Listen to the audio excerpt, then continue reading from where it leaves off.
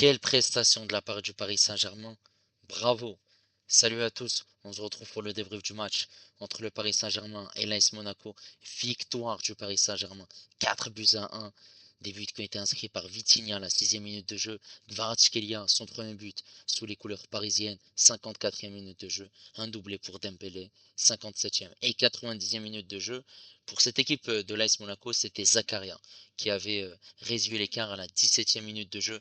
Merci aux personnes qui étaient présentes avec moi en live pour suivre ce match. N'hésitez pas à liker et à vous abonner si vous êtes nouveau. On est parti pour les statistiques de cette rencontre qui sont bien évidemment en faveur du Paris Saint-Germain. 16 tirs, 7 tirs cadrés, 4 buts. Pour cette équipe de l'AS Monaco, c'est 9 tirs, 3 tirs cadrés, 1 but. 64% de possession de balle pour le Paris Saint-Germain, 36 pour l'AS Monaco, 616 passes pour le PSG, 341 pour l'AS Monaco, précision de passe à 88% pour le Paris Saint-Germain, 80 pour l'AS Monaco, 9 fautes parisiennes, 11 fautes monégasques. Il y a eu un carton jaune qui a été obtenu par le Paris Saint-Germain, un hors-jeu pour le PSG, 5 pour l'AS Monaco et un corner pour les deux équipes. Et là, on est parti en image pour les 5 buts du match. On a presque l'équipe type de la part du Paris Saint-Germain. Luis Enrique a mis seulement Hakimi sur le banc. Il y avait Donnarumma qui était titulaire. À droite, on avait João Neves qui occupait ce poste de latéral droit. Marquinhos Pacho en charnière centrale. À gauche, on avait Nuno Mendes. Au milieu de terrain, Vitinha, Ruiz et Doué. En attaque, on avait Kvaratskhelia qui était à gauche, Barcola à droite et Dembélé qui était en faux numéro 9. Pour cette équipe de l'AS Monaco, c'était un 4-4-2 avec Majeki, Vanderson Kehrer, Mawissa, Caio Henrique. On avait Zakaria et Magassa. Et ensuite, Minamino à gauche, Akliouche à droite. Et les deux buteurs, Mbolo et Bierretz. Et sur le banc, on a Ben Seguir, Golovin, Al Mousrati, la nouvelle recrue de l'AS Monaco. Dès la 5e minute de jeu, le Paris Saint-Germain va obtenir un coup franc et c'est Vitinha qui va le tirer. Et forcément, le gardien de l'AS Monaco va mal lire la trajectoire de cette frappe et forcément, il va chercher le ballon au fond des filets, ce qui fait 1-0 pour le Paris Saint-Germain. Magnifique but, bravo Vitinha, hein. Quel délice, quel régal, ça fait 1-0. Cette équipe de l'AS Monaco qui, malgré ce but, a réussi à se procurer des occasions et à la 16e minute de jeu, voilà, forcément il y a une grosse domination de la part du PSG, mais ils vont réussir à revenir dans cette partie. Une passe de Magassa pour Zakaria, Zakaria qui est bien lancé et on voit ici clairement que cette défense parisienne, que ce soit Mendes, Pacho, Marquinhos ou bien même João Neves, sont en retard. Il y a un gros déséquilibre. On le voit clairement ici, cette passe permet de mettre en déséquilibre ce bloc parisien et on voit que Zakaria est dans un angle fermé. Malgré cela, il va tirer, marquer ce but et en plus de ça, il marque dans l'angle à l'opposé. Donnarumma est fautif, clairement, il devait faire largement mieux. Cette équipe de l'AS Monaco revient, on a donc un partout. Voilà la joie des Monégasques. Et ensuite, il faudra attendre qu'à partir de la deuxième mi-temps, à la 52e minute de jeu, il y aura un choix tactique qui va être opéré à la mi-temps par Luis Enrique, puisque Dembélé va basculer à droite et Kvaratskhelia va basculer dans l'axe et Barcola va partir à gauche. Donc on a Barcola qui est sur son côté gauche, Dembélé sur son côté droit et Kvara dans l'axe. Sachant qu'au début du match, Kvara était à gauche, Dembélé était dans l'axe et Barcola était à droite. On voit ici le joueur qui est entouré en rouge, c'est Kvara qui fait un appel et Barcola va le servir ici sur cette très belle passe dans cette surface de réparation. Et Kvara, qu'est-ce qu'il va faire? Il va éliminer Mawissa. Il tacle Mawissa pour essayer de récupérer le ballon. Sauf que il part dans le vide direct, miskin. Et forcément, Majeki, il peut rien faire, hein. Et Kvara, il a plus qu'à conclure. Et ce qui fait du coup 2-1 pour le Paris Saint-Germain. Premier but de Kvaratskhelia sous les couleurs parisiennes. Forcément, très content et ce qui est tout à fait normal. Il est récompensé. Ensuite, ses partenaires sont venus le féliciter, mais le Paris Saint-Germain va appuyer sur la télécommande et lorsque le Paris Saint-Germain appuie sur la télécommande, ça part très vite parce que cette équipe parisienne va rapidement partir, jouer 1, 2, 3 touches de balle, c'est ce qu'ils vont faire là, Dembélé et Doué.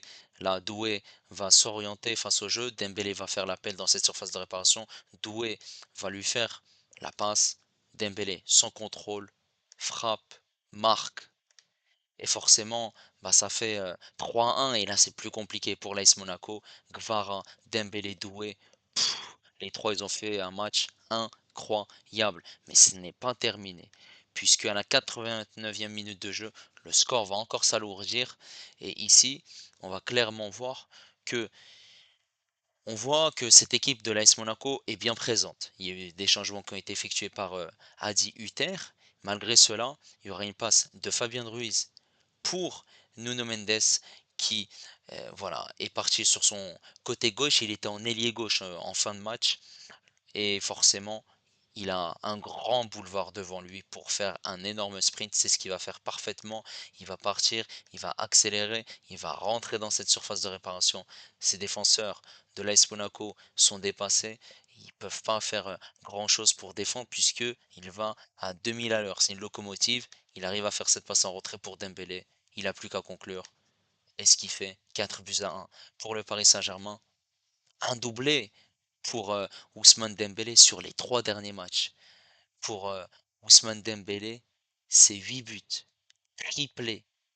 Il avait fait contre Stuttgart, triplé contre Brest et aujourd'hui doublé. Il n'avait pas joué ce match de Coupe de France. Quel régal et victoire magnifique de la part du Paris Saint-Germain qui prend 13 points d'avance provisoirement sur l'Olympique de Marseille qui jouera son match dimanche contre Angers. Et forcément, cette équipe de l'AS Monaco, c'est compliqué. Faut se le dire, hein, clairement, il y a une grosse différence entre la première et la deuxième mi-temps, parce qu'on voit une équipe du Paris Saint-Germain qui, forcément, marque très rapidement, et ensuite, on a une équipe de l'AS Monaco qui a des occasions, Minamino, qui est dans cette surface de réparation, il y a cette frappe écrasée, ensuite, il y a une autre action où il doit frapper, mais il y a le retour de Pacho, il y a une occasion pour Bierretz, mais c'est trop juste. Forcément, beaucoup d'occasions de la part des Monégasques où ils auraient pu prendre l'avantage et mener au score. Et forcément, cette équipe de l'AS Monaco n'a pas énormément d'occasions, mais surtout n'a pas la possession. Donc forcément, quand tu n'as pas la possession, tu cours derrière le ballon, tu uses beaucoup d'énergie et ce qui est tout à fait normal de d'être fatigué. Tant mieux pour eux, ils rentrent à la mi-temps avec ce score de 1 partout, ce qui est totalement mérité pour les deux équipes, mais on a clairement vu en deuxième mi-temps que cette équipe de l'AS Monaco s'est éteinte petit à petit. Puisque lorsque le Paris Saint-Germain a mis ce deuxième but, et ben forcément 3 minutes plus tard, le troisième, et on a clairement vu que ça, il s'était clairement terminé et voilà, il y a eu quelques occasions quand même hein, en fin de rencontre où on a Zakaria, on a quand même Akliouche aussi qui frappe en dehors de la surface de réparation, mais ça reste relativement faible parce que en 3 confrontations, bah, cette équipe du Paris Saint-Germain, bah, elle a fait 3 victoires. Une fois bah, en championnat, une autre fois au Trophée des Champions, et là, c'est une nouvelle fois en championnat. Ça fait vraiment mal, hein, parce que le match où cette équipe de l'AS Monaco a réellement existé, c'était lors du Trophée des Champions, où ils ont perdu seulement sur le score de 1 but à 0. Au mois de décembre, le Paris Saint-Germain avait gagné 4 buts à 2, mais c'était un match malgré tout serré. Forcément, on a vu une équipe de l'AS Monaco qui use énormément d'énergie et qui a des occasions. Et on le remarque, son problème, c'est la finition. Malgré qu'aujourd'hui, il y avait un schéma tactique en 4-4-2 avec deux buteurs, Mbolo et Bierretz. Et forcément, cette équipe de l'AS Monaco a eu des solutions. Voilà, Bierretz a pesé quand même hein, sur la défense parisienne, notamment Pacho qui a eu du mal. Hein. Il avait du mal la dernière fois contre Ajorc. Et là, contre Bierretz, je trouve qu'il est facilement mis en difficulté hein, par des grands gabarits. On a eu Akliouche qui a été intéressant en première mi-temps notamment, où il a eu quelques situations, mais on l'a clairement vu, hein, il s'est éteint en deuxième mi-temps. Minamino qui a eu beaucoup de situations où il aurait dû faire largement mieux, il aurait dû marquer dans cette rencontre, et on le voit que c'est insuffisant. On a au milieu de terrain Magassa qui fait une première mi-temps incroyable, puisqu'il fait cette passe pour Zakarin, même si tout n'est pas parfait. Et Zakarin, je trouve que son match, c'est c'est pas top, hein, malgré tout, parce que il y a du déchet technique, il y a des passes qui sont ratées, il y a des duels perdus. Et même, voilà, ce qu'il fait d'habitude, eh ben, il l'a pas fait correctement. Et cette défense, elle était à la ramasse totale. Caio Henrique, fallait le ramasser à la petite cuillère. Vanderson, trop offensif, forcément, il laissait beaucoup d'espace dans son dos, hein. Et cette charnière centrale, Kerrer, il n'a pas été exemplaire dans cette rencontre. Et Mawissa, ouais, on le voit clairement, hein, sur le deuxième but de Kvaratskhelia, il est facilement éliminé, mais je trouve qu'il a fait un match pertinent malgré cette erreur. Maintenant, on va revenir sur la prestation des joueurs du Paris Saint-Germain. On va commencer par Donnarumma qui encaisse un but et c'est regrettable parce qu'il n'y a pas de nouveau clean sheet.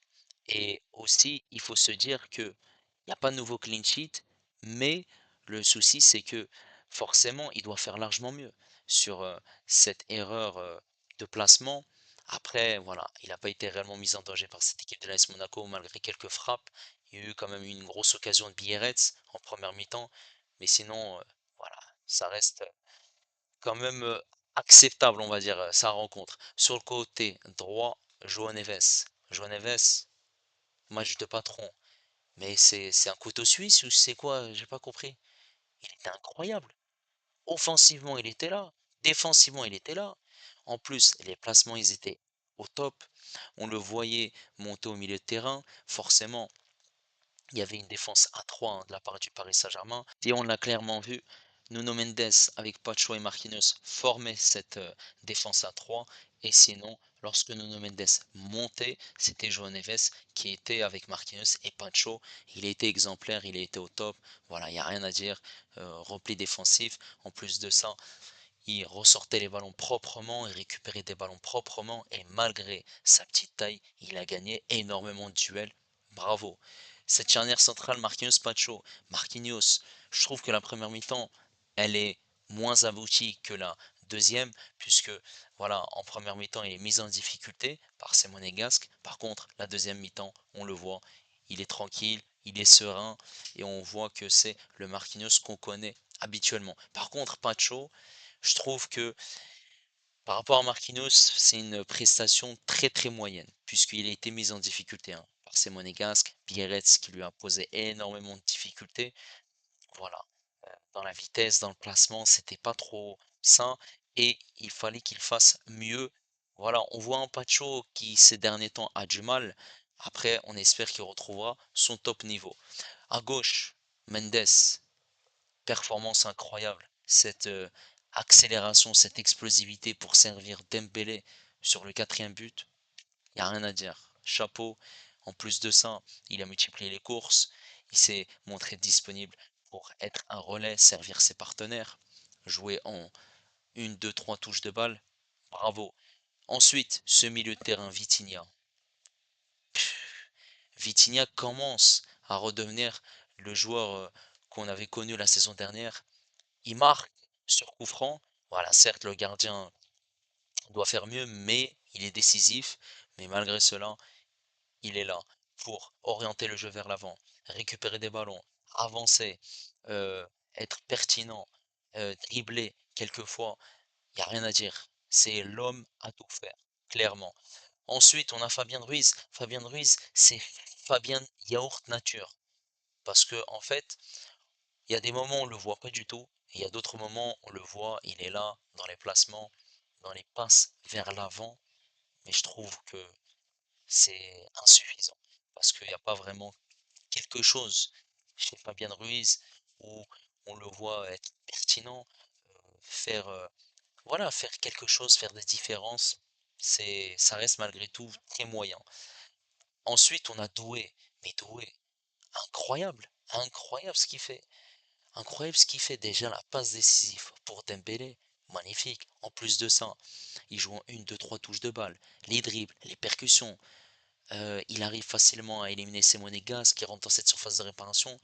Et il y avait pas mal de centres. Sauf que le problème c'était le bon placement dans cette surface de réparation. Sinon, ça, il n'y a rien à dire. On voit que Doué est en forme. Et lorsqu'il a joué aujourd'hui au milieu de terrain, c'était vraiment un joueur très très très intéressant, non seulement par ses passes, mais aussi les dribbles, parce qu'il a été pertinent. En attaque, on va commencer par Barcola. Barcola, je trouve que il a été moins envieux par rapport à Dembélé et Kvaratskhelia, mais il a été quand même décisif par cette magnifique passe sur, voilà, cette passe décisive pour le but de Kvaratskhelia. Il n'y a rien à dire. Mais malgré cela, il a quand même tenté des dribbles, des percussions, il a accéléré. Après, on le voyait, c'était très très compliqué pour lui en première mi-temps. Il était sur ce côté droit. Par contre, lorsqu'il est venu sur ce côté gauche en deuxième mi-temps, lorsqu'il y a eu ce changement tactique, on l'a clairement vu. Il était redevenu au top. Et bravo à Luis Enrique hein, pour ce coaching, parce qu'il a su être pertinent dans le remplacement des joueurs. Maintenant, à gauche, Kvaratskhelia, tout n'a pas été parfait, mais il marque ce but. Mais quel but! Quel but! Mawissa, il était au sol. Il finit à la conclusion. Non, il n'y a rien à dire. Il n'y a rien à dire parce qu'il a été décisif. Voilà, il a éliminé des joueurs de l'AS Monaco. Après, le problème, c'était dans le dernier geste. Il arriva à dribbler, il arriva à centrer. Et comme je l'ai dit, il y avait ce petit problème en première mi-temps de placement, parce qu'il y avait pas mal de centres, pas mal de percussions. Mais ça reste très encourageant pour la suite. Et ensuite, en fois numéro 9, Dembélé, un doublé. C'est l'homme en forme du Paris Saint-Germain. C'est le meilleur buteur de Ligue 1 avec 16 buts. Il est vraiment incroyable, hein. Forcément, ce réajustement tactique bah, l'a permis aujourd'hui de marquer un doublé, parce qu'il était en faux numéro 9. Il a basculé à droite. Voilà, le premier but, il est dans un angle fermé. Le deuxième, il est servi sur un plateau en argent par Mendes. Il n'y a rien à dire. Il est là et il est dans la bonne zone pour marquer. Bravo à Luis Enrique parce qu'il a fait un travail, ça se voit, un travail spécifique pour que Ousmane Dembélé s'améliore devant les buts. N'hésitez pas en tout cas à me dire ce que vous avez pensé de cette rencontre et de cette victoire du Paris Saint-Germain. Ensuite, mardi, ce sera la Ligue des Champions et on retrouvera Brest. Voilà, Monaco retrouvera Benfica et Monaco devra montrer un autre visage pour essayer de se qualifier au huitième de finale de Ligue des Champions. Et le match, ce sera mercredi. N'hésitez pas à liker, n'hésitez pas également à vous abonner si vous êtes nouveau. Et moi, je vous dis à la prochaine. Ciao les amis, ici c'est Paris.